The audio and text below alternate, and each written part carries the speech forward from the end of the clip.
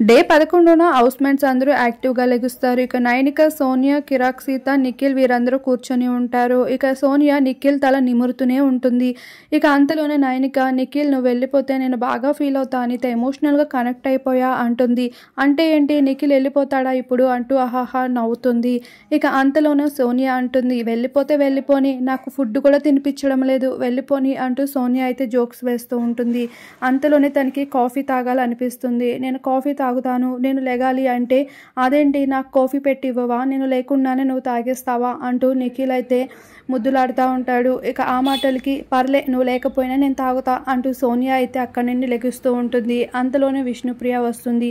ఏం చేస్తున్నారు మీరంతా అంటూ ఒక పక్కన కూర్చొని వాటర్ తాగుతూ ఉంటుంది.